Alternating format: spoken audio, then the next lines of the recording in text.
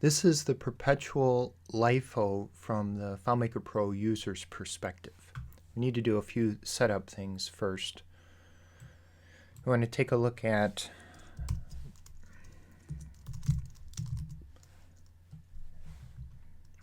the item valuation table. We need to make sure that we have the beginning inventory here. So we have the one record. Any additional records should be deleted just for this testing purpose. I want to look at that table too. There's a back-end table for there's a back-end layout for all of the base tables that is used by the scripts. These tables don't have any script triggers on them, and they make them very useful for scripting. The users never see them. I need to make sure that the ending inventory count is equal to the initial count. Also, the date needs to be emptied. The date zeroed hasn't been zeroed out yet, so that should be blank. This drives the relationship for this portal. So if I have 0 in here, I lose data in that portal.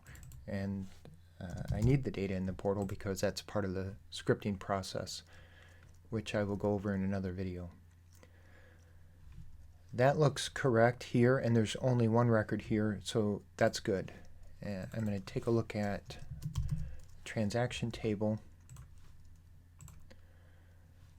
I have a bunch of transactions here. I don't need them for testing purposes. You'll acquire transactions, but in this instance, we haven't done anything. We're just doing this testing for the first time, so I'm going to get rid of these.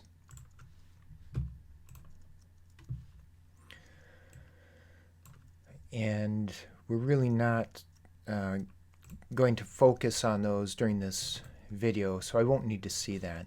I do need to see the sales order and the purchase order. All the order tables are built on a single table, on the orders table. It's a generic table. So I'll open up the sales order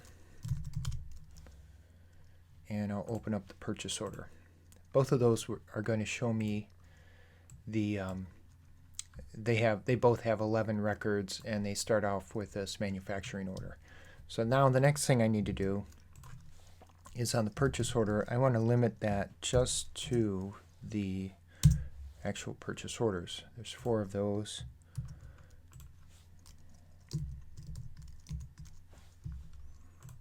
And here are the sales orders. Let's see. Yep, that looks good. That looks good. And I have this table. This is our opening screen. I don't need that any longer.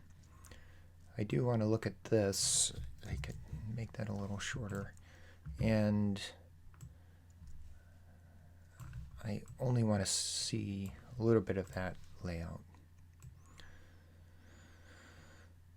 Sales order. I think in the previous video I had sales order on the bottom, so I'll try and be consistent there and put this up here. And I don't need to see that header.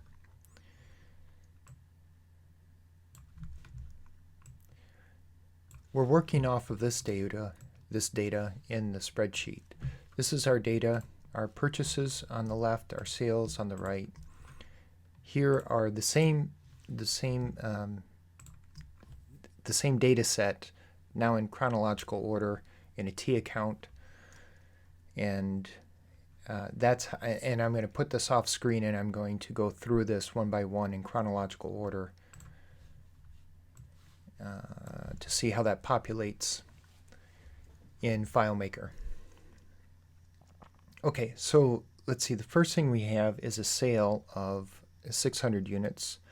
There are triggers on these fields, so all I need to do, the trigger is an on-object save, so all I need to do is refresh the number. And to do that, I'm just going to remove the number and replace it with itself and tab out of that field. That's going to run the scripts, and then we can see here that in this LIFO, last in, first out, it really is the same as FIFO at this point. We only have one source of units, so it goes up to that first source, that beginning inventory source, and it takes 600 units out of the 800 and at a cost of $3.20. So we have this LIFO adjustment. The next thing we have is a purchase of 2,200.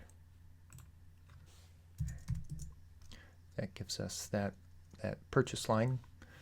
Then we have a sale of 1,600.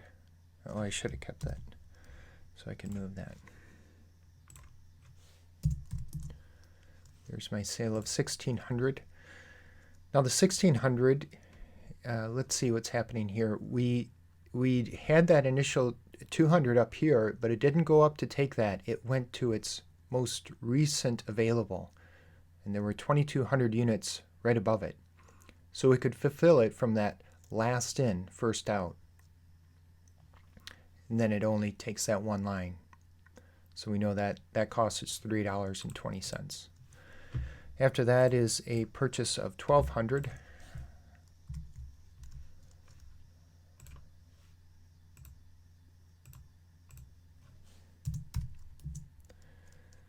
And after that purchase is a sale of, we have a sale of 1,000 units.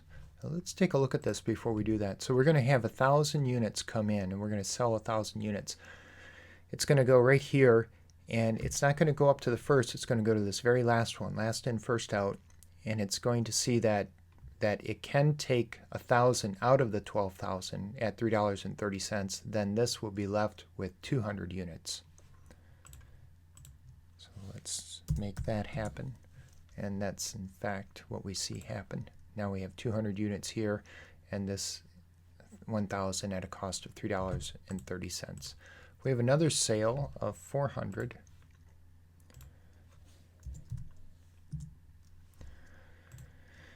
And this 400, let's see, we have two lines here. So the 400, this is our sales order line, so we know that we're working on this line. And this first 200 came from, looks like 11B, from this line. This line then got zeroed out. We have a date here. And then this next line went up a little bit further and pulled from this one. And so there's $3.10 there. After that is a purchase of 1,800 units.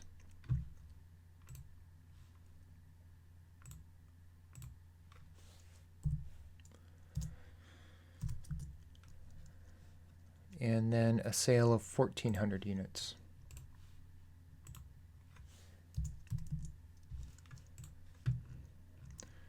And our 1,400 units came from this line. We're working on this line. This is our sales order item valuation log ID, and we know that so that ID matches this one, and then we know that it pulled from this purchase. Here's our ID here, 6876, 6876, and it was able, there were 1,800 units. It was able to fulfill the 1,400 from there at $3.40.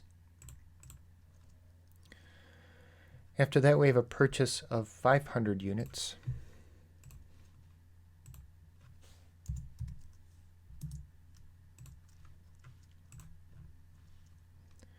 And then finally, we have a purchase of 200 units. Excuse me, we have a sale of 200 units. That sale of 200 units was able to be fulfilled from the 500 units just above it, last in, first out. So you can see we have fewer items, fewer lines that were zeroed out. That didn't make sense. We have fewer lines than we do in FIFO. That makes more sense.